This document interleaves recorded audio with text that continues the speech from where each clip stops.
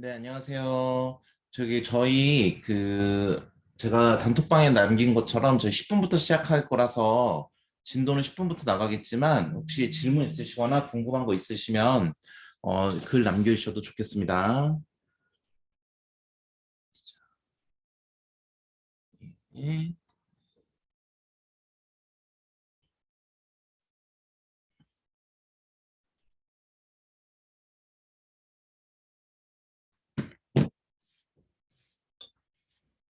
복격으로 뚝배기가 쌓여버린 경우 이런 걸 대치기라고 하죠. 하하, 고시원에 살아. 보통 사람 아닌데요. 반면 여기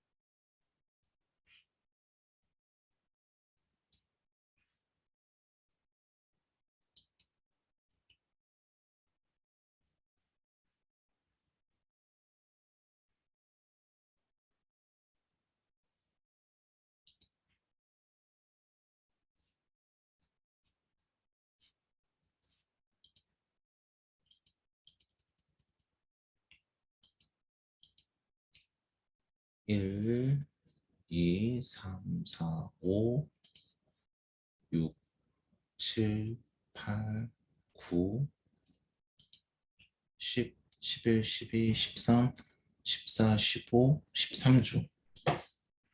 13주.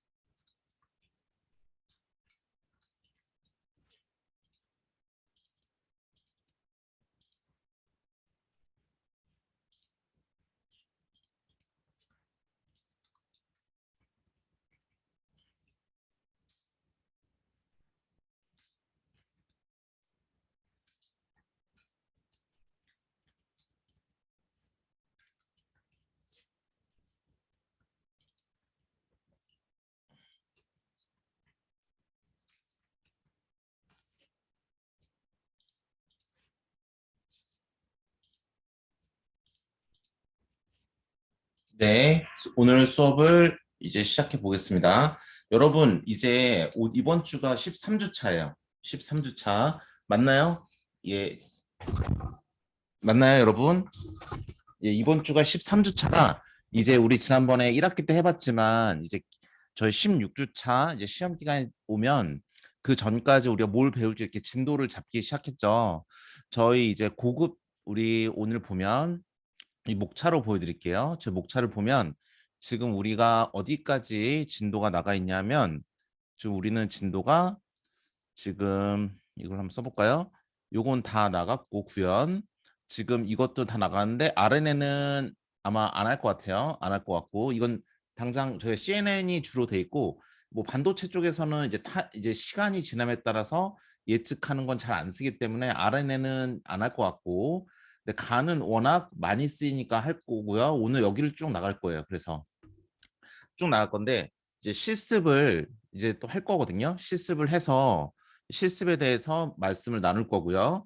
근데 이제 간이라든지 인터폴레이션, PCLDA, 오버피팅 이거는 그러니까 잠깐만 오늘 배울 부분은 간은 좀 어려워서 이게 저희 마지막 이제 CNN이 제일 어렵고 CNN보다는 좀 쉬워요. 좀 쉽긴 하지만 그래도 이거는 뭐랄까 이거 하나로도 이제 대학원에서 석사 졸업한 사람도 있을 정도로 그렇게 막 쉬운 부분은 아니라서 그렇게 쭉 얘기를 해주고 코드가 어떻게 구현이 돼 있다 이렇게 소개해주고 좀 이런 얘기들을 많이 해줄 거예요. 그래서 이건 좀 약간 뒤로 빼고 우리가 지금까지 배웠던 것에 대해서 요 세 가지를 이번 시간에 얘기를 나누고자 합니다. 그러면 남는 게 이제 간이 남는 거고 실습도 한번 이제 해봐야 되겠죠. 이제 슬슬. 자, 그럼 우리가 지금 여기 보시는 것처럼 오늘은 이제 고급 이론을 하고요. 그 다음에 실습 조교 수업은 아니고 제가 녹화던 뭐 조교던 이제 수업을 하면 실습 수업을 하면 여기서 엠리스트로 구현했던 거 우리 지금까지 케라스로만 짰는데 케라스 말고 우리 객체지향 클래스 잡고 짜는 거 있었죠. 어차피 우리 수업은 이제 객체지향과 라이브러리를 사용하는 수업이기 때문에 객체지향에 대한 어, 컨셉을 가지고 우리가 파이토치나 텐서플로우 코드를 짠 거를 우리가 실습으로 보여드리는 게 이제 금요일 수업이고요. 그다음 CNN에 대한 이것도 CNN 이론은 끝났는데 구현은 아직 안 했으니까 구현도 이제 수요일 날 또 할 거고요. 그 다음에 이것에 대한 또 이제 얘기가 이제 두 개로 부족을 하면 우리 지난번에 그 강의 노트 녹화 올려드려야 될 거 녹화 올려드릴 거고 그다음 간에 대해서는 이렇게 마지막에 할 거예요. 그러면 원래는 사실 이건 좀 진도 좀 빡빡하게 나가는 거고요. 이게 자연어 처리라 그래서 여러분이 이제 제가 가진 여러분들한테 이제 딥러닝 말고 뭐 재밌는 게 뭐가 없을까 막 찾아봤는데 그 여러분 신문 기사 같은 거 있잖아요. 신문 기사. 그 인터넷 신문 기사를 보면 제 마지막 15주 차에 우리가 한번 해볼 거를 좀 생각을 하고 있어요. 반도체 관련된 것도 지금 코드 열심히 찾고 있고요. 근데 15주 차 때 할 게 뭐냐면 우리가 이런 전자신문 같은데 혹은 여러 가지 일간지 신문이 있으면 이 신문의 제일 아래 보면 여기 주황색으로 제일 밑에 여러분 이거 보이시나요? 이거 RSS라고 보이시죠? 요거를 이게 딱 클릭해서 들어가면 이런 식으로 뉴스 속보 같은 거를 이제 신문사에서 이렇게 다 올려줘요. 이걸 딱 들어가 보면 이렇게 인터넷에서 파이썬 코드로 얘네들을 딱 내용을 따올 수 있게 이렇게 라이브러리를 이렇게 만들어준 게 있어요. 이걸 보고 신문 기사를 검색하는 검색 엔진을 한번 만드는 거를 한번 실습을 같이 해볼까? 사실 이런 신문 기사를 그러니까 요게 전자신문에만 있는 거 아닙니다. 예를 들어서 또 뭐가 있을까요? 여러분 신문이 있다 그러면 좀 유명한 게 뭐죠? 뭐 조인스닷컴 뭐 이런 것도 유명한가? 중앙일보 이런데 이런 데 딱 들어보면 이런 데도 아마 있을 거예요. 어딘가 잘 찾아보면 RSS라고 있을 거거든요. 첫 페이지에 잠시만요. 어디 있지? 조인스닷컴은 어디냐? RSS 없나? 뭐 전 주로 이제 전자신문을 쓰는데 여기 말고 그럼 어디 있지? 동아일보, 동아닷컴 뭐 이렇게 신문사를 들어가면 어딘가에 이렇게 잘 보이는데 RSS라고 있어요. 잘 찾아보면 여기 RSS라고 보이시죠, 여러분? 이 밑에 RSS라고 보이시죠? 그러면 요거를 클릭해서 들어가시면 또 아까 전에 봤던 것처럼 얘도 이렇게 URL을 모아놨죠. 얘를 이제 파이썬 코드에서 얘를 URL을 다 등록을 해놓으면 아까 봤던 거랑 템플릿이 똑같죠. 이렇게 동화닷컴 해가지고 얘는 뭐냐면 신문 기자가 기사 하나 쓸 때마다 요 아이템이라는 걸 만들어놔요. 그래서 타이틀 이렇게 이건 좀 약간 수업 시간에 별로 보면 안 좋은 내용이다. 그렇죠. 뭐 이런 내용들 뭐 이렇게 한다라고 하면 그 신문 기사의 링크 실제로 이 링크를 따라 들어가면 이 신문 기사 나올 거예요. 해볼까요? 그럼 이 신문 기사가 나왔죠. 그러면 그 밑에 이제 이 신문 기사의 날짜, 그 다음에 그 신문 기사의 내용, 요 앞에 나온 건 이거 뭐냐면 이미지라고 나온 건 뭐냐면 이 신문 기사가 뜨자마자 이 사진이 나와서래요. 이분 뭐 누군지 모르는데 국무총리네요. 국무총리의 사진이 나오니까 여기 이 사진을 갖다 붙이는 거고요. 그다음에 이제 신문 기사의 앞 글자 몇 개 정도가 쭉 나와요. 그 다음에 그 신문 기자에 대한 뭐 여러 가지 좀 관련된 내용을 같이 이렇게 해서 아이템 하나를 만들어요. 이렇게 해서 신문 기자가 만들어서 올리면 실시간으로 올라가거든요. 그러니까 여러분이 파이썬 코드로 실시간으로 신문 기사를 누가 검색 엔진에서 검색하듯이 문장을 입력하면 그 문장에 있는 내용이 신문 기사 검색되게 이렇게 만드는 코드를 제가 하나 가지고 있거든요. 그래서 그런 간단한 검색 엔진 같은 거 만드는 샘플 코드가 있어서 여러분이 구글 같은 검색 엔진은 도대체 어떻게 만드는 거지? 라고 궁금하면 굉장히 이렇게 간단한 버전으로 만들어서 우리 라이브러리 근데 왜냐하면 그러면 이 신문 기사들은 어떻게 가져옵니까? 이거 하는 이유가 있어요. 그냥 파이썬이니까 아무거나 한다. 이렇게 그냥 대충 아무 생각 없이 하는 게 아니라 거기에 파이썬에서 저 신문 기사를 가져오는 라이브러리가 있어요. 그 라이브러리를 쓸 수 있기 때문에 우리 지금 라이브러리를 딥러닝 라이브러리랑 쓰고 있잖아요. 딥러닝 라이브러리가 아니라 저런 자연어 처리, 신문 기사 처리하는 라이브러리를 쓰는 방법도 있거든요.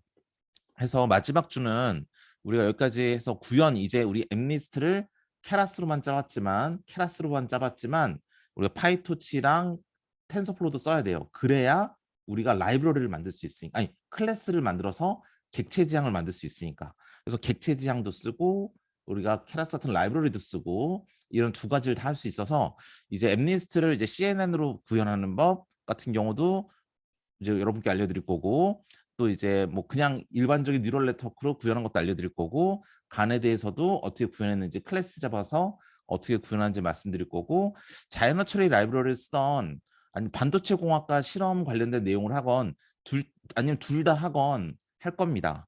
그래서 이런 식으로 앞으로 내용이 구성될 거예요. 혹시 근데 여기서 여러분들 어떤 거를 좀 더 했으면 좋겠다 혹은 이런 걸 굳이 할 필요가 있나 싶다라는 게 있으면 지금 말씀해 주시면 그 내용 반영해서 이 나머지 6번 남은 오늘 강의 포함해서 여기에 대해서 내용을 수정하든지 추가하든지 아니면 보강 비디오를 만들 때 그쪽으로 해서 만들까 생각합니다. 사실 제가 자연어 처리 이거 실습을 고등학생이 들어도 이해할 수 있게 그러니까 여러분이 만약 1년 전이라도 1년 전의 지식으로라도 이해할 수 있게 동영상을 다 만들어 놓은 게 있어요.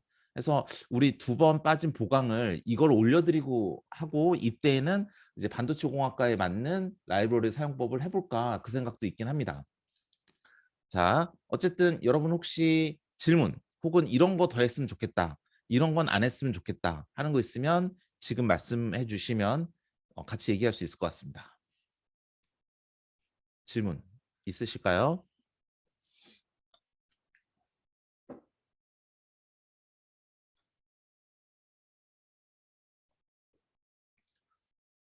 네.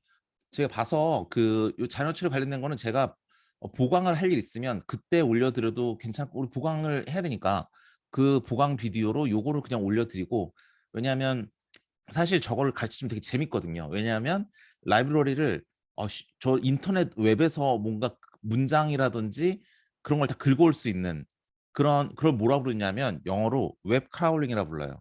웹 크라울링. 이라고 부르는데 사실 웹 크라울링도 그 컴퓨터 공학과에서 데이터 마이닝이나 데이터베이스 연구하는 사람들은 많이 쓰는 방법입니다. 왜냐하면 인터넷 웹 같은 게 대부분 다 데이터베이스거든요. 데이터베이스 플러스 네트워크이거든요. 그래서 네트워크나 데이터베이스를 전공하는 사람들은 웹 크라울링에 대해서 공부를 좀 많이 하는데 실제로 어렵지 않아요. 그러니까 라이브러리만 좀 쓸 줄 알면 웹 크라울링 그냥 다 할 수 있습니다. 그래서 거기에 대해서 되게 뭐 한번 진짜 뭐지? 우리가 맨날 보는 인터넷 신문 기사가 계속 업데이트 되는데 계속 업데이트 되는 게 아까 보여드렸던 RS라는 형식으로 계속 올라오고 그거를 우리가 파이썬에서 뭐 고등학교 수준이라도 이제 라이브러리를 쓰면 그 데이터를 뽑아서 내가 검색 엔진 만드는 것처럼 아까처럼 예를 들어서 뭐 코로나 아니면 영화 제목이다 그럼 넷플릭스 지옥 이게 딱 치면 거기에 대한 기사가 쭉 나오게 기사만 골라줘서 나오게 이렇게 코딩하는 거 되게 어렵지 않거든요. 한 두세 시간만 같이 하면 다 배울 수 있어요. 왜냐하면 제가 요거를 두세 시간짜리를 만들어 놨거든요. 그래서 근데 이거를 수업 시간에 그냥 하느니 왜냐면 반도체 공학과 기체지향이니까 반도체 공학 관련된 코드를 가져와서 그걸 가지고 보고 이거는 우리 보강 비디오 대신에 이거를 올려드리는 건 어떨까라는 생각도 있습니다. 뭐 어떤 경우든지 간에 뭐 이 내용은 여러분께 제공을 해드릴 테니까 그러니까 여기서 실시간으로 강의를 하건 보강 비디오를 올려드리건 여러분께 드릴 테니까 뭐 이 부분은 커버를 하긴 하겠습니다. 나중에 그러면 여기 반도체 공학과 관련된 내용을 좀 더 추가하는 쪽으로 제가 한번 설계를 해보도록 하겠습니다. 자, 그러면 오늘은 자 우리가 지금 여기까지 CNN까지 다 끝났고요. 사이파 10이라는 거 소개를 드리다가 끝났어요. 그러니까 오늘 사이파 10에 대해서 소개를 마저 다 드리고 어제 지난 시간에 끝날 때 급하게 끝났죠. 그래서 소개를 마저 다 드리고 그 다음에 여기 인터폴레이션, PCLD, 오버피팅 설명을 드리고 마무리를 짓도록 하겠습니다. 그러면 다음 시간에 이제 실습을 하게 되겠죠. 구현에 대해서. 자, 한번 보겠습니다. 우리 사이파 10을 하다가 끝났어요. 중간에.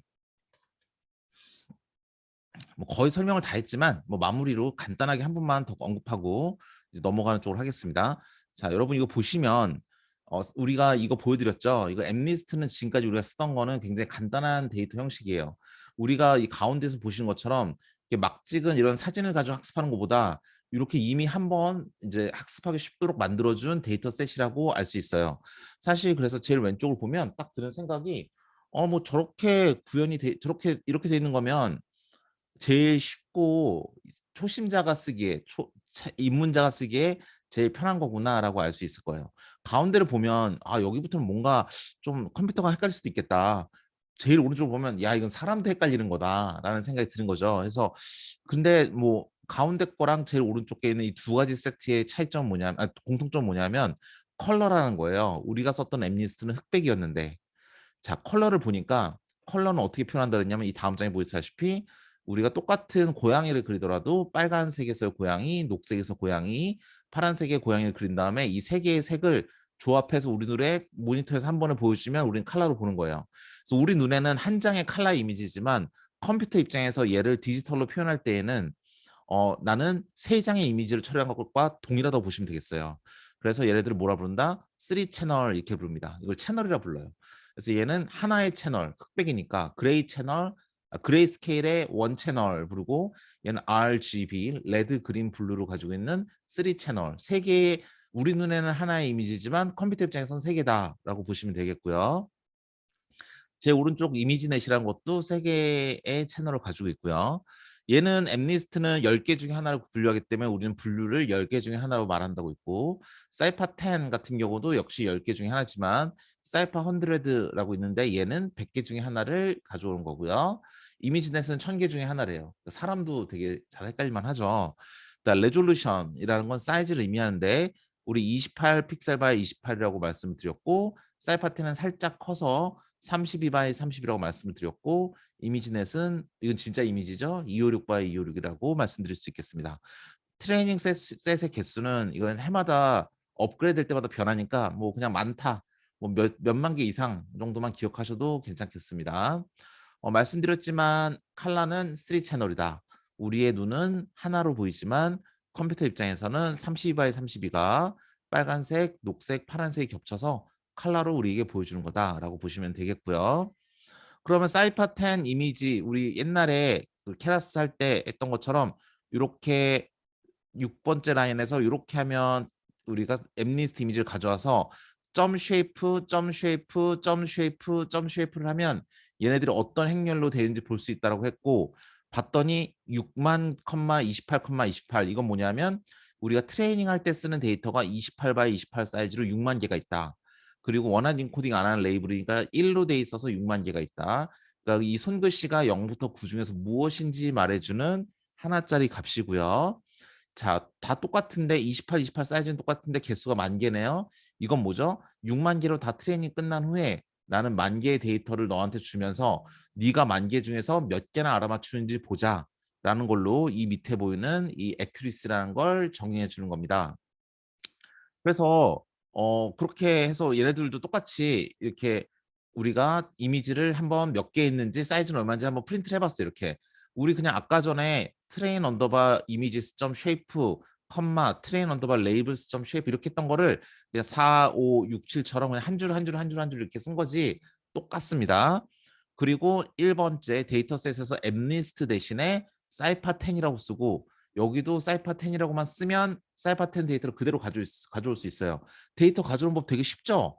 보시면 알겠지만 여기에서 우리가 엠리스트라고 썼지만 요 엠리스트라고 썼지만 어디서 잠깐만 이걸 그대로 보여드릴게요. 우리가 여기와 여기 엠리스트라고 쓴 거를 이거 엠리스트 가져와라 데이터셋에서 그리고 엠리스트.로드 데이터에서 직접 실제로 가져온 이 부분 이거 대신에 사이파 10 이 두 개 형광 펜치인데다 바꾸기만 하면 사이파 10을 그냥 가져오는 거예요. 굉장히 가져오기 쉽구나라는 걸 알 수 있겠네요. 자, 그 상태에서 그렇게 해서 보시면 알겠지만 실제로 사이파 10에서 가져와서 이렇게 프린트를 쭉 해봤어요.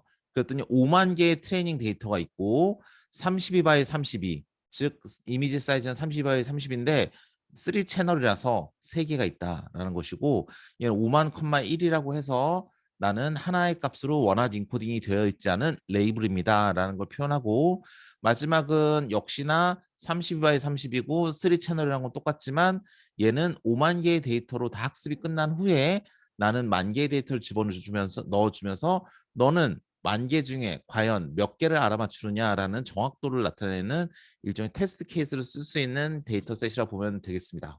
대학원 와서 이론 연구하거나 인공지능 저희 연구실에서 연구하는 학생들을 보면 대부분 다 이런 사이파 10 정도로만 해도 논문 쓰는데 전혀 지장이 없습니다. 자, 그 다음에 우리가 이미지를 실제로 보고 싶다라는 거예요. 이미지라는 걸 보려면 어떻게 하느냐를 이제 궁금하니까 보는 건데 이것도 이제 라이브러리를 쓰는 거죠. 여러분 파이썬에서 정말 많이 쓰는 라이브러리 중에 하나가 뭐냐면 matplotlib입니다. 저건 뭐냐면 매스매틱스 플로팅 라이브러리의 매스매틱스의 MAT 플로팅의 PLOT 그다음 라이브러리의 LIB 이렇게 따서 matplotlib이라고 가져와요. 근데 그거는 파이플럿이라고 해서 파이썬에서 쓰는 플러팅. 근데 이게 맨날 이렇게 쓰면 너무 복잡하니까 SPLT 이렇게 쓰면 뒤에 PLT.PLT.이라 쓰면 얘네들은 다 파이썬에서 제공하는 플로팅 그림을 그려주는 라이브러리예요. 자, 그림을 그려주는 라이브러리다. 이게 되게 중요한 말이죠. 왜냐하면 그림을 그린다는 건 그림을 갖다 로딩할 수도 있고 그래프도 그릴 수 있고 할 수 있는 게 되게 많죠. 그래서 저희 연구실에 있는 애들도 논문 써서 그래프 그릴 때 저 파이플럿 가끔 쓰는 애들이 있어요. 원래 멜랩이라고 해서 또 이제 우리가 공학용으로 많이 쓰는 언어가 있는데 멜랩으로 그래프를 뽑아야 되게 깔끔하거든요.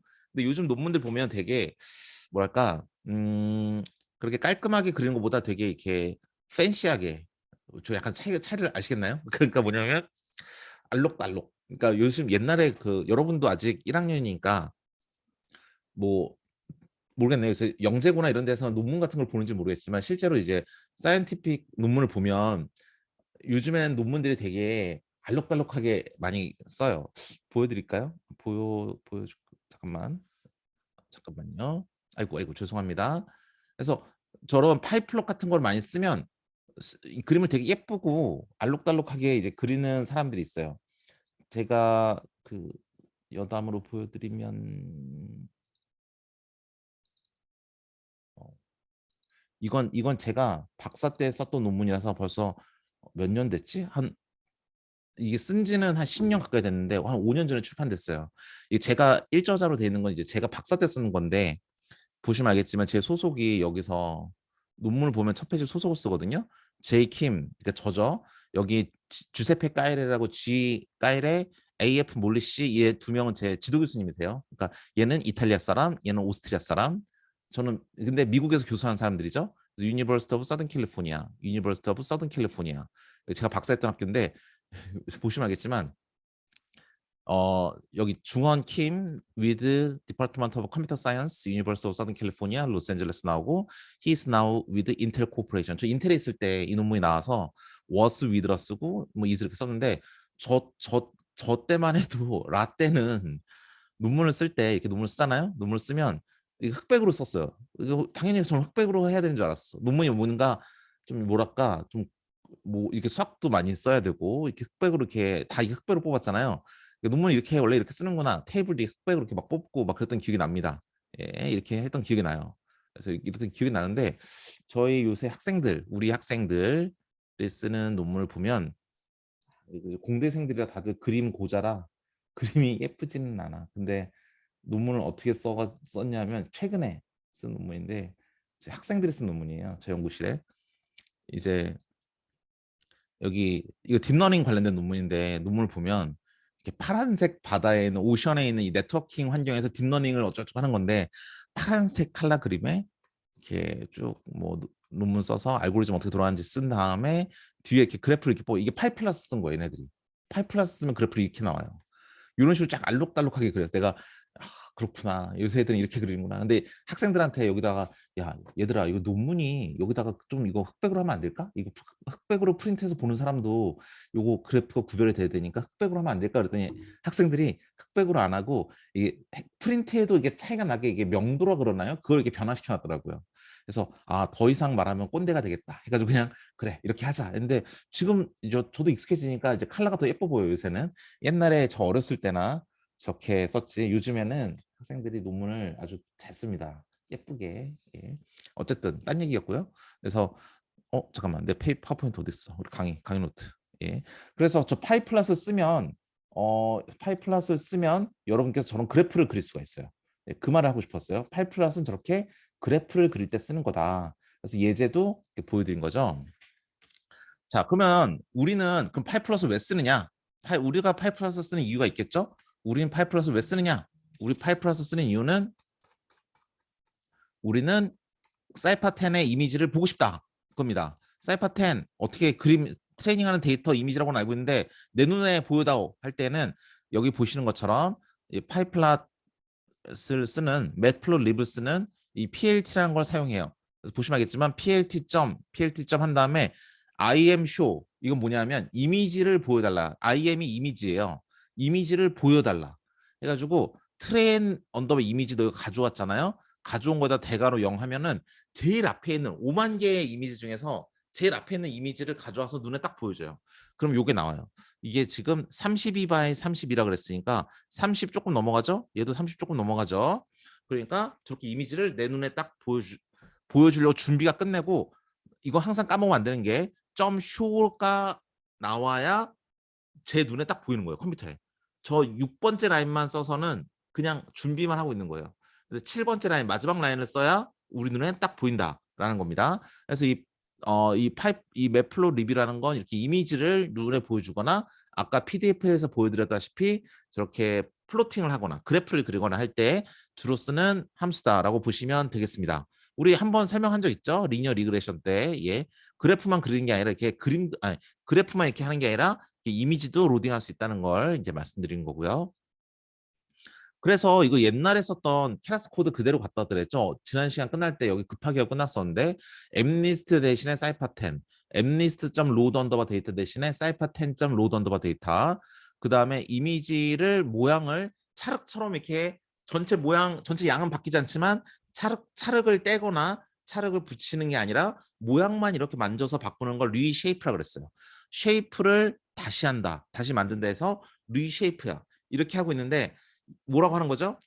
근데 리쉐이프 할 필요가 없어. 솔직히 이건 제가 보니까 여러분께서 만약에 실수를 하신다면 왜냐면 어차피 이거 가져봤자 5만일 거 아니야. 5만, 32, 32, 3이잖아. 그러면 뭐지? 5만, 32, 32, 3을 5만, 32, 32, 3으로 리쉐이프 해라. 그러면 아무것도 하지 말라는 소리죠. 이건 뭐냐면 똑같은 거. 그러니까 내가 이렇게 생긴 건데 1 by 3으로 생겼는데 1 by 3으로 만들어주세요. 그러면 그냥 여기 있습니다. 그냥 가져왔을 됩니다. 아무것도 안 바꿔도 돼요. 지금 그거랑 똑같은 상황이에요. 왜냐하면 이게 말씀드렸지만 이 전장에서 이해하시죠? 전장에서 사이즈가 여기 보시다시피 5만 컴마 32,32,3이라며. 그런데 왜 5만 컴마 32,32,3으로 똑같은 사이즈로 왜 리쉐이프를 하냐는 거죠. 이거는 순수한 저의 실수입니다. 저렇게 안 해도 되는 거야. 그러니까 이렇게 안 해도 돼. 왜냐면 이게 왜 이런 실수가 나왔냐면 그 옛날에 그 원 채널로 한답시고 캐라스 코드를 우리 엠리스트 캐라스 코드를 그때 어떻게 만들었니? 아 여기 CNN 그렇지 CNN 여기 보면 제가 컴마 1을 만든다고 원래 컴마 1이 없거든요. 요거 만든다고 리쉐이프를 했었어요. 이 전에 우리가 배웠던 인공신경망에 나온 거 이거 784로 그냥 손으로 썼어요. 784로 끝났어요. 그러니까 그때는 리쉐이프 할 필요가 있잖아요. 근데 저는 요 코드에서 조금 걸쳐서 다음 거 만들고 다음 거 만들고 그렇게 만들거든요. 그래야 배우는 사람이 볼 때 너무 많이 확확 바뀌는 게 아니라서 이게 조기만 바뀌었네 조기만 바뀌었네 요것만 따라갈 수 있게 만들려다 보니까 여기를 정작 필요 없는데 이걸 그대로 남겨놨어. 그냥 제가 여러분이라면 어떻게 하면 되냐면 이거를 안 써도 돼요. 어떻게 해도 되냐면 코딩할 때는 리쉐이프는 필요가 없잖아. 리쉐이프는 빼. 이거 빼. 얘도 빼. 얘는 리쉐이프 할 필요가 있나? 아, 그렇지. 얘도 할 필요 없지. 빼고 바로 점 as 타입부터 들어가면 돼요. 왜냐하면 이 사이퍼 10의 이거 픽셀 값들도 다 보정을 해야 되기 때문에 그렇습니다. 0부터 250까지 있으니까. 근데 이제 레이블은 원하는 코딩이 필요하니까 이 레이블 그 NT 언더바 이티스 투 카테고리컬 하면 되고요. 또 나머지는 다 똑같아요. 고친 거 하나도 없어요. 빨간색 박스만 보면 되는데 우리 인풋 언더바 쉐이프 우리 CNN 돌리기 전에 지금 이거 CNN 돌리는 거거든요. 우리 CNN으로 쌀파텐 10개 중에 하나 분류하는 걸 엠리스트 10개 중에 하나 분류하는 걸로 것에서부터 고쳐서 쓰려는 거라서 요거 원래 있던 우리 엠리스트 10개 중에 하나 고르는 CNN 코드를 저 빨간색 박스만 수정한 거예요. 나머지는 다 똑같겠죠. 이게 32 근데 여기 28,1이 있었죠. 우리 처음 CNN을 쓰는 이 16번째 라인에서는 인풋의 모양이 무엇이다라고 말을 하고 들어가야 된다 그랬으니까 32, 32, 3 이렇게 말을 해주는 거예요. 자, 그러면 이렇게 하면 동작을 해요. 동작하는데 여러분이 보면 알겠지만 성능이 한 70%인가? 그밖에 안 나올 겁니다. 아마 내일 제가 실습해서 내라 뭐 몇 개를 수업 시작할 때 제가 여러분께 실습을 내일 그래서 오늘 안 들어오는 친구들한테도 단톡방에 제가 말은 하겠지만 혹시 단톡방 안 보는 친구들이 있을 수도 있으니까 말씀해 주세요. 다음 주 금요일은 교수님이 간단한 실습을 한다고 하니까 그거를 주어진 수업 시간 내에 다 해서 내라고 할 걸 시킬 거니까 케라스로 하는 걸 시킬 거니까 약간 코딩할 준비를 좀 해놓고 있고 거기에서 뭔가 문제가 딱 나오면 그거 풀어서 주어진 시간 내면 된다. 뭐 이렇게 하면 돼요. 아니면 실습으로 그냥 비디오 찍을 수 있고 잘 모르겠습니다 아직은. 그런데 이 상태로 한다면 이 코드를 그대로 돌리면 정확도가 만약에 이게 나왔다. 그럼 정확도가 70% 이렇게 안 나와요. 왜지? 원래 90% 나오던 건데 왜 그러지? 왜 그러냐면 보세요. 이게 지금 이미지가 3개라 그랬죠. 우리 눈에는 칼라 이미지 하나지만 실제로는 3개예요. 자, 우리 학습해야 될 이미지, 아니, 우리 대상이 되는 게 요걸 다 이해하려면 3배만큼의 컴퓨테이션이 더 있어야 되는데 필터의 개수나 이런 게 다 32개, 64개로 하나도 안 바꿨어요. 왜냐? 옛날에 있는 코드 그대로 갖다 써도 돌아간다는 걸 보여드리기 위해서. 그래서 이거의 성능을 높이려면 32, 64가 아니라 최소한 곱하기 3은 해줘야지. 그렇죠? 얘는 뭐 32 곱하기 3, 얘는 64 곱하기 3 이렇게 해줘야 어느 정도 성능이 비스무리하게 나올 것이다 라고 말씀드릴 수 있겠습니다. 예, 그러면 이 뒤에 이제 자 여기까지 질문. 셀파10과 그 이미지 로딩하는 라이브러리인 매플롯립과 그 다음에 살짝 CNN 코드에서 셀파10을 쓸 수 있도록 고친 이 134페이지 코드 이 3개 중에서 혹시 질문 있으신 분 있으면 질문 주시면 좋겠습니다.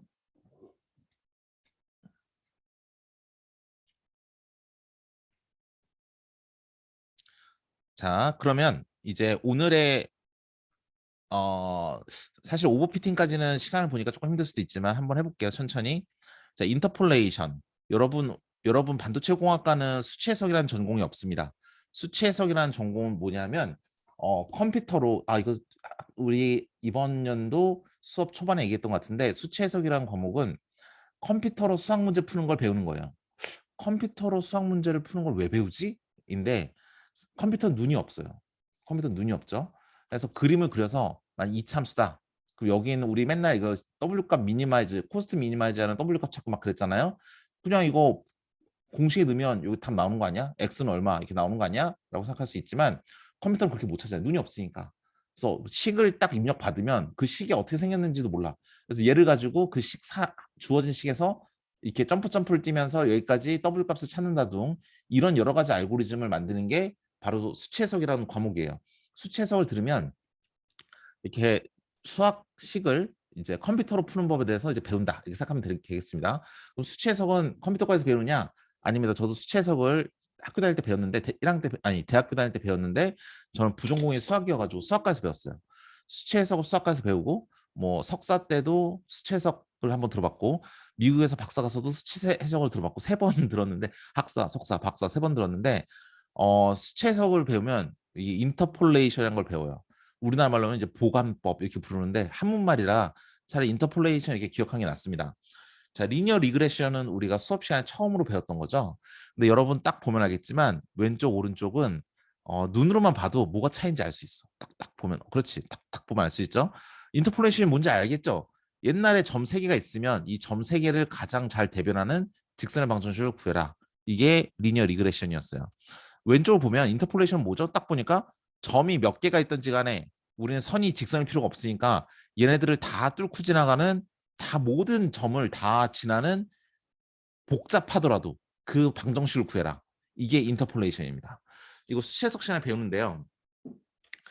자, 뭐 알겠다. 뭐 그림만 봐도 알겠네라고 하겠죠. 근데 이 인터폴레이션 어떻게 하느냐? 아주 간단합니다. 뭐 수학과 수치해석에서 배운다니까 좀 어려워 보이지만 하나도 안 어려워요. 여러분은 수치 해석을 또 배운 데 있어. 뭐냐면 화학공학과에서 배워요. 화공과. 예. 화공과에서는 이렇게 수학적으로 이렇게 화공 프로세스를 가르쳐. 화학이 아니라 화학 제품을 예를 들어서 우리가 그 중동에서 석유가 들어왔다. 그럼 여수나 이런 데 보면 그 석유를 정제하는 정제 시스템이 있어요. 여러분 과학 시간에 배웠죠. 석유를 정제를 해서 휘발유나 경유로 만들죠. 그래서 그런 프로세스를 배울 때 이제 수채석 같은 거 쓰니까 이제 그런 거 화공과에서 좀 배우긴 합니다. 어쨌든 자, 인터폴레이션 어떻게 하느냐? 간단합니다. 점 3개를 지나는 만약에 주 샘플이 3개다. 3개면 이 샘플 3개를 모두 다 통과하는 2차 방정식은 무조건 존재한다. 즉 다항식을 만들어요. 폴리노미알. 다항식을 만드는데 이렇게 만드는 거야. 이렇게 x의 제곱. 왜냐하면 점이 3개잖아. 그럼 2차 방정식은 무조건 존재하겠지. 이 3개를 다 지나는. 그래서 이렇게 하는 다음에 파란색은 아직 모르는 거예요. 그러니까 우리는 뭐 하는 거다? 이 파란색을 찾으면 이 3개의 점을 다 지나는 갈색 곡선을 찾을 수가 있어. 그런데 어떻게 찾느냐? 1, 10, 2, 15, 3, 40을 집어넣어주면 1, 10, 2, 15, 3, 40 이렇게 집어넣어주면 식이 3개가 나오겠죠. 그럼 이제 변수는 뭐다? 이 파란색이 변수다. 그래서 이걸 연립방정식을 풀면 파란색 3개의 값이 나오겠죠. 그럼 이거 푸는 거네. 완전 쉽죠. 고등학교 수학이랑 거의 비슷하지 않습니까? 중학교 때도 여러분 배웠을 거예요. 여러분 뭐 만약에 여러분 그 수학 진도 막 미리 빨리 나가고 그런 학생이었다면 고등학교 때도 배웠을 것 같아요. 중학교 때도 배웠을 것 같아. 예, 제가 뭐 자랑은 아니지만 제가 어렸을 때는 공부를 참 잘했습니다. 예, 고등학교 가서 공부를 못했는데 제가 초등학교 때 충남 대표로 수학경시대를 나간 적이 있어요. 그때 수학경시대를 나가야 되니까 제가 그때 충남에 살았어가지고 수학경시대를 나가야 되니까 제가 그때 제 기억에 초등학교 4학년인가 5학년인가 그랬는데 그때 연립방정식 푸는 법을 가르치더라고요. 중2 때 배웠는데. 그치, 연립방정식 중2 때 배우지. 그러니까 이거 중2 때 배우는 연립방정식을 초등학교 5학년 때 배웠던 거죠. 근데 여러분들도 그랬겠죠? 되게 공부 잘하시는 분들이니까. 그러면 이거 초등학교 때 배운 거 아니야? 초등학교 때 배운 초등학교 실력으로도 풀 수 있는 문제예요. 근데 이런 거 도대체 왜 가르쳐 주냐? 이거 당연한 거 아닙니까? 점 3개 지나면 당연히 2차 방정식 있을 거고 폴리노미알로 방정식이 돼 있을 거고 여기 있는 파란색 값을 찾아야 되려면 뭐 여기 있는 x, y, x, y, x, y 넣어주면 이제 파란색을 연립 방정식을 푼다. 오케이. 되게 쉬운데? 왜 말해주냐? 이게 바로 인공신경망이랑 가지는 의미랑 똑같아요. 뭐냐? 이겁니다. 이 왼쪽에 보이는 그림 우리 많이 봤죠. 이게 바로 우리가 전체 과목을 관통하는 뭐랄까 철학이에요. 철학. 뭐랄까 철학이라면 너무 거창하고 개념이에요. 뭐냐? 우리가 생각해봐. 우리 인공신경망, 뭐 히든 레이어, 뭐 뉴런, 뭐 컨볼루션, 뭐 이런 멋있는 용어에 현혹되지 말고 우리 이거 그냥 담백하게 수학만 보자. 수학만. 우리 그래서 제가 일부러 보시면 빨간색끼리 색깔 맞춤을 해놨어요. 이제 아웃풋은 녹색 깔 맞춤, 가운데는 파란색 해서 파란색 깔 맞춤 이렇게 해놨어요. 오늘 이 부분이 제일 중요해요. 자, 보겠습니다. 자, 빨간색 우리 인공신경망, 뭐 히든레이어, 딥러닝, 컨볼루션 뭐 이런 되게 좀 있어 보이는 듯한 용어에 현혹되지 말고 수학을 보자고. 수학을 보면 3개짜리 벡터가 들어왔잖아. 거기서 W랑 B라는 변수를 섞어줬어. 막 그러니까 X 들어오면 첫 번째 히든레이어 W 곱하고 그죠 행렬 곱셈 그다음에 B 더한 다음에 전체를 액티베이션 함수를 씌웠죠. 시그모이드를 씌우던 렐루를 씌우던 액티베이션 함수를 씌워서 4개짜리 벡터를 내보냈어요. 그거를 어떻게 했죠? 두 번째 히든 레이어에 W랑 곱하고 행렬 곱셈 더하기 B 한 다음에 또 액티베이션 함수를 씌웠어요. 그럼 4개 사이즈 벡터가 나오면 마지막 아웃플레이에서는 어떻게 했죠? 아웃플레이 웨이트 곱하고 바이어스 더한 다음에 그다음에 액티베이션 함수 씌워서 최종 아웃풋 녹색을 만들었어요. 그러니까 요 그림에 대한 연산을 수학으로 쓰면 이렇게 되는 거예요. 근데 우리는 뭘 모르죠? 우리는 딥러닝을 하는 게 다 이 파란색을 찾기 위한 과정이었어요. 그러니까 잘 보면 인터폴레이션이랑 되게 비슷해. 인터폴레이션은 3점을 지나는 점이 3개 샘플이 있으니까 다항식을 만들어 놓고 그 3개의 데이터를 x, y에 집어넣어. 1, 10, 2, 15, 3, 40 이렇게 집어넣어요. 그럼 얘도 x, y에 엠리스트 데이터 이미지를 쏟아부으면서 y에다가는 10개 사이즈 벡터로 원하드 인코딩 벡터를 다 집어넣어줘. x에다가는 사이파10 이미지 5만 개를 넣으면서 y에다가는 거기에 대한 레이블 5만 개를 넣어줘. 그러면 아까 우리 인터폴레이션 했던 것처럼 얘는 물론 얘는 다항식은 아니야. 인터폴레이션 자 보세요. 얘 인터폴레이션을 썼지만 메뉴에 뭐라고 써놨죠? 인터폴레이션 위드 폴리노미알. 얘는 다항식으로 만든 거예요. 다항식으로. 근데 우린 다항식은 아니야. 다항식은 아니고 우리는 그냥 비선형 함수라 부르죠. 액티베이션 함수가 이렇게 생긴 거니까 렐루를 썼으면 렐루래 시그모드를 썼으면 그러면 변수를 곱해서 더해주고 변수를 곱해서 더해주고 게다가 비선형 함수까지 씌워줬어. 이렇게 한 다음에 요 파란색을 찾는 게 우리가 그동안 했던 딥러닝이에요. 그러면 우리 XY 1, 10, 2, 15, 3, 40 같은 XY 데이터를 쫙 넣으면서 우리 개수를 찾아주는 코에피션트를 찾아주는 이 과정이기 때문에 이게 바로 함수를 찾는 거구나. 함수를 찾는 거구나. 이 함수는 뭐다? 만약에 네가 1000만 개의 x를 집어넣고 거기에 걸맞는 레이블 1000만 개를 집어넣었어. 이게 0이야. 엠리스트로 손글씨 0이야. 그러면서 얘도 0이라는 원하는 인코딩을 넣어줬어. 이렇게 막 해준 다음에 새로 0이라는 손글씨가 들어오면 0일 확률이 크도록 만들어준 거잖아요. 이게 함수로서. 그러니까 x와 y의 관계를 규명해주는 그런 개수를 찾아주는 과정이 바로 딥러닝이라는 거예요. 인공신경망의 학습이라는 거야. 그러니까 말은 멋있게 인공신경망이니 히든레이어니 막 만들었지만 실제로는 함수 찾아주는 일을 한 거야. X와 Y 간의 관계를 표현해주는. 그러면서 저 파란색에 있는 WB 값을 찾아야 된다라고 지금까지 계속 하고 있는 거예요. 그래서 이 함수를 찾아낸다. 우리 함수가 어떻게 생긴지 모르겠지만 이 X와 Y의 관계를 규명해주는 게다가 폴리노미얼보다 더 복잡하게 만들어줄 수 있어. 왜냐하면 액티베이션 함수를 씌우니까 모양이 다채롭게 나올 수 있거든. 그리고 딥러닝은 히든레이어 한 20개 쌓는 거거든요. 그럼 이게 20개 정도 쫙 쌓아서 생각해봐.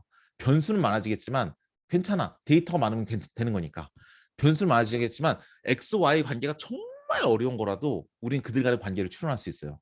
한번 해볼까요? 이 개념을 안다면 뭐가 가능해지냐면 X에다가 미세먼지가 어마어마하게 낀 서울 시내 사진을 1000만 장을 집어넣어줘. 똑같은 위치에서 찍은 1000만 장인데 Y는 미세먼지가 없는 애야. X는 미세먼지가 있는 애야.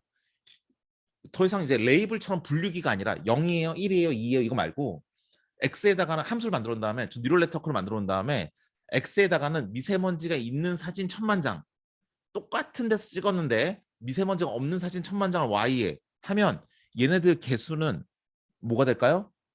미세먼지가 있고 없고를 표현해주는 수치가 되겠죠. 그러면 지금까지 그 1000만 장에는 없었지만 새로운 미세먼지가 있는 이미지를 집어넣어주면 요 연산에 의해서 새로운 그 위치에서의 미세먼지가 없는 이미지가 나오겠죠. 이게 바로 딥러닝으로 우리가 그 미세먼지를 제거하는 딥러닝 구조를 만들었다면 이런 식으로 만드는 거예요.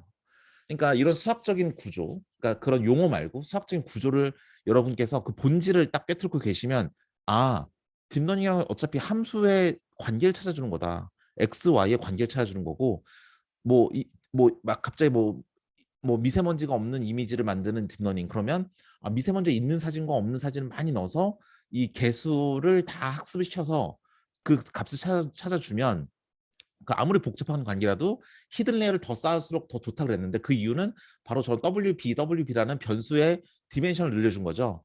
그 상태에서 이제 미세먼지 있는 사진을 넣으면 미세먼지가 없는 사진이 나올 수가 있다는 거죠. 그래서 이걸 뭐라 부르냐면 수학자들 혹은 통계학자들이 쓴 딥러닝 교과서를 보면 수학적 이론으로 말하니까 걔네들은 펑션의 어프록시메이션 이렇게 표현해요. 어프록시메이션은 근사화시킨다는 거죠. 얼추 비슷하게 만들어준다는 거예요. 함수를 찾아가는 과정이다. 우리는 함수를 찾아가는 과정이다. 딥러닝은 저 뉴럴 네트워크 이름은 멋있게 붙여서 인공신경망 이렇게 붙였지만 인공지능 이렇게 붙였지만 결국에 얘네들은 그 복잡한 관계를 규명할 수 있는 함수를 만들어주는 거다. 이해되십니까? 자, 그러면 자, 되게 엄청난 얘기를 한 것 같지만 알고 보니까 이 말의 핵심 뭐죠? 우리 그냥 함수 만드는 거 배운 거예요, 이거죠? 자, 그러면 여기다가 만약 이렇게 해볼게요. 알파고, 우리 딥러닝의 충격은 알파고부터 왔죠. 여기서 바둑판이에요. 이세돌이 이 바둑판 이 상황에서는 이세돌은 어디에 점을 수를 놨다. 그러니까 이세돌이 평생 바둑을 뒀어. 평생 바둑을 둔 거를 어떤 판에서는 어디다 두고 어떤 판에서는 어디다 두고 어떤 판에서는 어디다 두고 그 데이터를 무지막지하게 가져와요. 그런 다음에 이 바둑판 X에 다 집어넣고 그걸 스테이트라 부릅니다. Y는 이세돌의 액션, 이세돌이 취한 액션이에요. 자, 어떤 상황에서는 어떤 액션을 취하고 어떤 상황에서는 어떤 액션을 취하고 그거를 X, Y에 다 집어넣어주면 이 함수는 어떤 함수죠? 이세돌처럼 바둑을 두는 함수예요. 그래서 전혀 새로운 바둑판에 들어오더라도 이세돌이라면 이렇게 연산을 했을 거야 라고 하면서 액션을 딱 도출해주면 이세돌처럼 행동하겠죠. 이게 바로 알파고의 원리예요. 그리고 이게 또 뭐냐면 강화학습이라고 혹시 들어보셨는지 모르겠지만 이게 바로 강화학습의 기본 개념입니다. 강화학습은 어떤 상태가 있을 때 그 상태에서 항상 어떤 액션을 취해야 되는지 결정하는 거예요. 그래서 알파고는 강화학습이에요. 즉 게임 알고리즘이 대부분 다 강화학습이에요. 왜냐하면 어떠한 게임의 판세하에서 내가 어떻게 수를 둬야 상대방을 이길 수 있을까를 하는 게 게임이잖아요. 근데 게임 알고리즘도 대부분 다 강화학습이에요. 강화학습도 요즘은 다 옛날에 강화학습을 푸는 방법이 있었거든요. 컴퓨터과에 가면 알고리즘 같은 수업을 듣는데 거기서 다이나믹 프로그래밍 이런 게 있습니다. 동적 계획법 그런 걸로 푼다라고 했지만 최근에는 다 저렇게 펑션 어프록시메이션의 개념을 알고 있다면 X에다가는 다 스테이트를 집어넣고 Y 바둑판을 집어넣고 Y에다가는 액션 즉 이세돌이 어떻게 수를 던지를 집어넣으면 새로운 바둑판이 오더라도 이세돌처럼 돌을 딱 둘 수 있다라는 거죠. 예. 그래서 이게 심층 강화학습이라고 부릅니다. 옛날에는 그냥 강화학습이라고 불렀는데 딥러닝으로 푸는 강화학습이다. 그래서 요즘은 딥을 앞에 붙여서 심층 강화학습 이렇게도 부르고 그냥 영어로 딥 리인포스먼트 러닝 이렇게 부릅니다. 예, 이런 게 이제 요거를 수학적인 걸 설명을 좀 드리고 싶었어요. 그래야 우리가 이 딥러닝 언제 쓰는지 알 수 있고 본질을 알 수 있으니까 그렇습니다. 그렇고요. 이제 그 다음으로 말씀드리고 싶은 건 이제 PCA LD라는 거 자, 여기까지 질문. 이 수학적인 구조에 대해서 질문 있으실까요?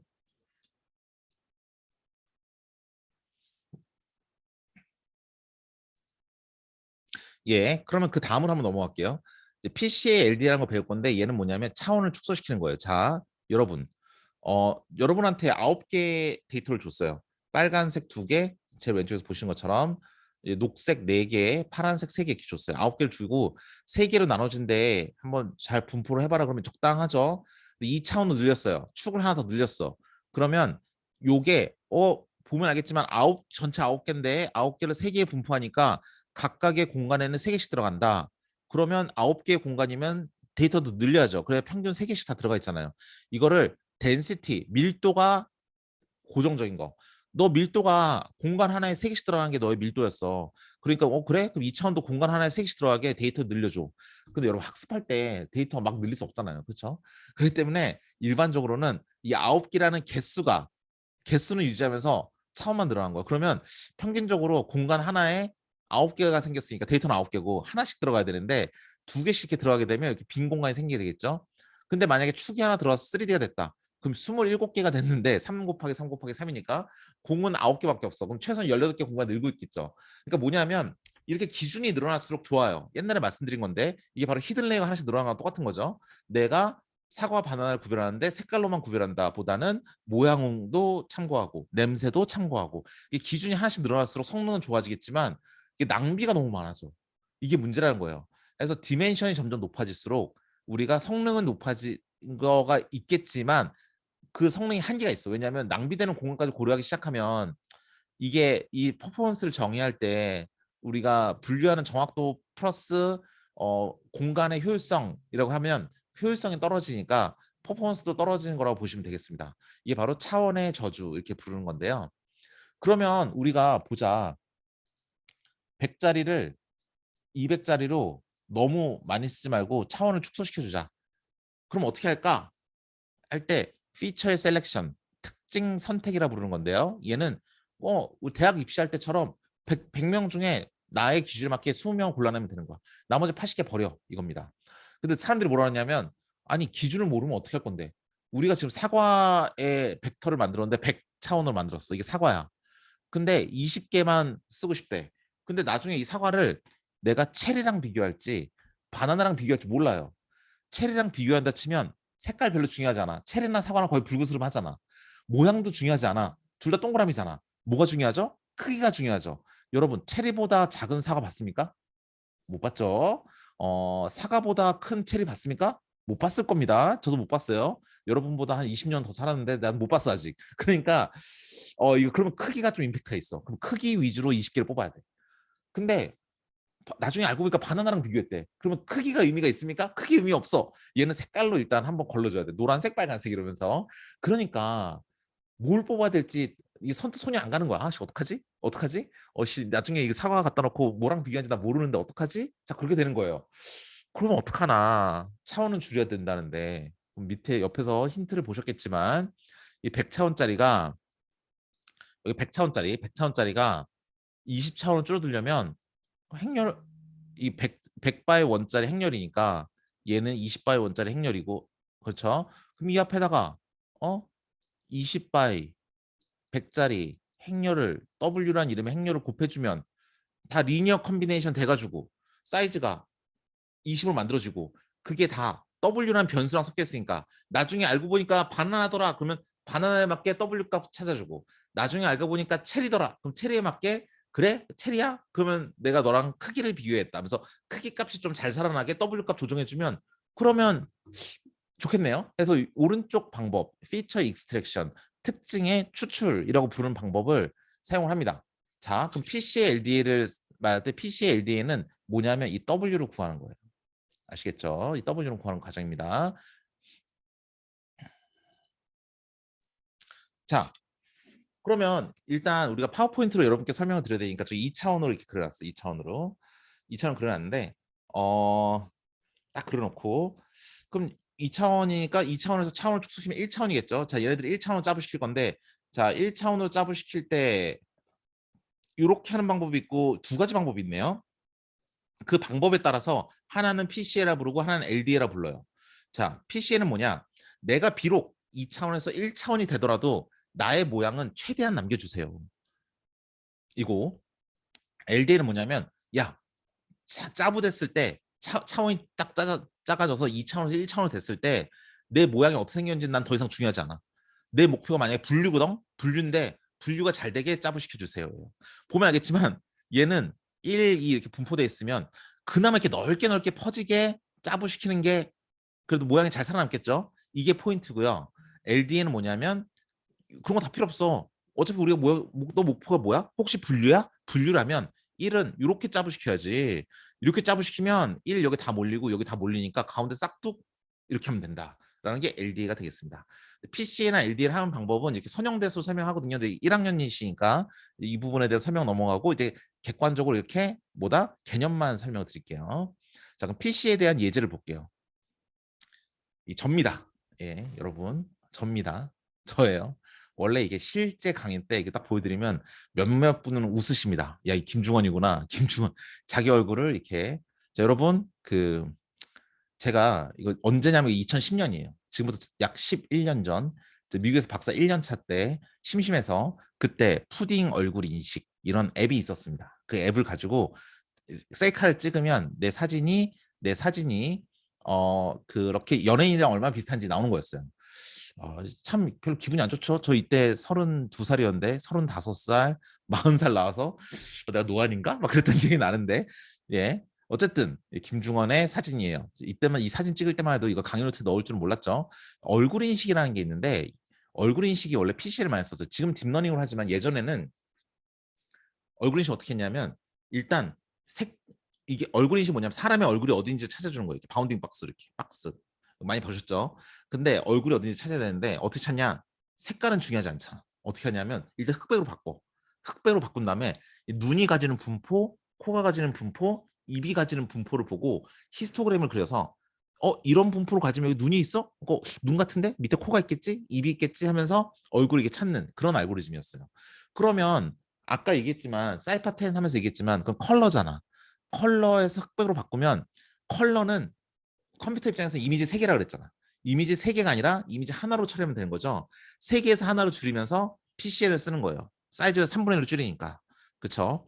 근데 여러분 채팅창으로 원래 이게 저희 그냥 대면 강의였으면 이게 말로 하라고 얘기합니다. 자, 이분이 누구랑 닮았대요? 누구랑 닮았다고 합니까? 채팅창으로 말씀해 보실까요? 아무도 대답 안 하나? 인정 못 하십니까? 예. 이분이랑 닮았다고 합니다. 이분이랑 딱 찍고 기분이 좋았어요. 아, 이분이랑 닮았구나. 근데 사진이 촌스럽죠? 10년 전 사진이라 72% 나왔습니다. 이병헌과. 상당히 기분이 좋았는데 오른쪽으로 보면 제가 이 사람은 저 똑같은 사람인데 바로 하나 더 기분 좋아서 한번 더 찍어봤더니 엄앵란 선생님이 나왔어요. 뭐가 차이가 있을까요? 왜 이런 다른 결과가 나왔을까요?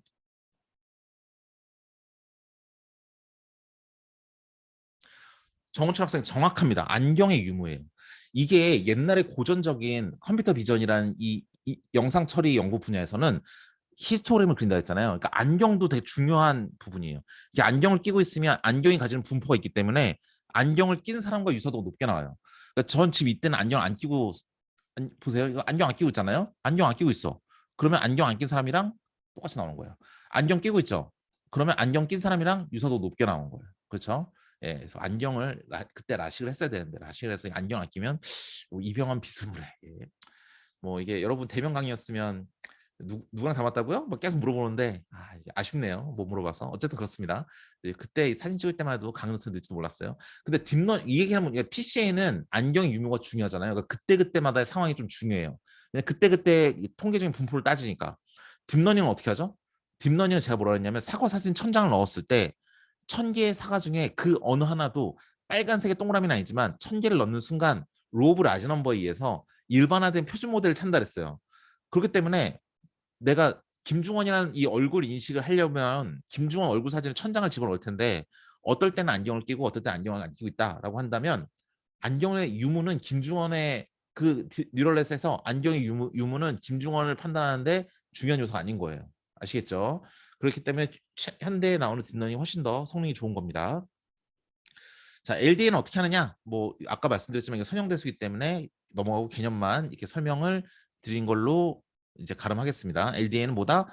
분류가 잘 되게 하면 잘 되는 방향으로 짭을 시키면 된다. 뭐 그것만 요거 그냥 컨셉만 기억하시면 되고 요거 보고 옛날에는 하나하나 데이터를 따지고 그래서 그때 하나하나의 특성을 봤지만 지금은 이렇게 안경을 낀 사진도 있고 안 낀 사진이 동시에 뉴럴넷에 들어오면 그 자체는 별로 유무의 판단에 어려움이 없다. 따라서 얘네들은 따라서 딥러닝이 좀 더 뭐랄까 플렉서빌리티 그 유연성이 높다. 그런 상황 대처가 더 잘 된다라고 생각하시면 되겠습니다. 자, 오늘 원래 10분 남았는데 10분 더하면 요거를 다 못 나갈 오버피팅 얘기만 한 20분 걸려서 오늘 여기까지 하고 질문을 받고자 합니다. 질문. 앞으로 진도나 고급 이론에서 아직 우리가 오버피팅 안 나갔죠? 우리가 안 한 게 뭐죠 지금? 보강 비디오. 보강 이외에는 이 밑에 자연어 처리를 올려도 되니까 만약에 보강을 자연어 처리를 한다면 우리는 이제 고급 이론 중에서 우리는 오버피팅 아직 안 했고요. 그 다음에 우리 DNN 우리 뉴럴 네트워크 일반적인 거랑 CNN으로 엠리스트 짜는 거 이거를 텐서플로우나 토치로 하는 거를 아직 안 했습니다. 요 두 가지만 하면 이제 저희 진도가 다 끝나는 거예요. 원래 요것만 하고 진도가 끝나는 건데 이거는 저희가 시간이 좀 있기 때문에 다른 라이브러리도 딥러닝 라이브러리 말고 다른 파이썬 라이브러리 뭐가 있을까 했다가 웹 검색이 좀 재밌을 것 같다 해서 저렇게 웹 검색을 합시다. 웹 검색 하는 이제 뭐 시스 코드도 한번 해볼 거고요. 그 다음에 가능하다면 반도체에 관련된 딥러닝 스킴을 한번 간단한 샘플 코드가 있는지를 계속 조교들이 찾고 있으니까 찾으면 뭐 그걸 반영해서 마지막 15주차에 해도 괜찮겠습니다. 자, 여기에 대해서 질문 주시고요. 질문 없으신 학생은 이제 나가셔도 괜찮습니다. 예, 오늘 수고 많으셨습니다. 질문 있으신 학생은 저는 15분까지 있을 거니까 남아서 질문 주시면 제가 질문 받고 답변 드리고 그 다음에 거의 대부분 나가시면 거기까지 수업을 하는 걸로 하겠습니다. 네, 오늘 수고 많으셨습니다. 네, 장도영 학생도 고생 많았습니다.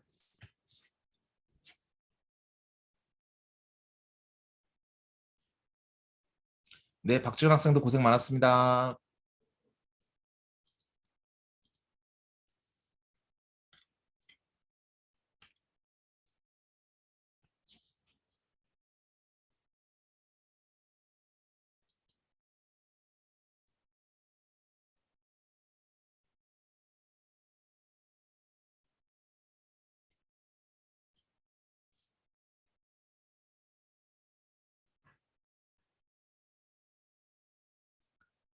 예, 그럼 여기까지 하고 일단 수업을 종료하겠습니다. 말씀이 없으셔서 종료하고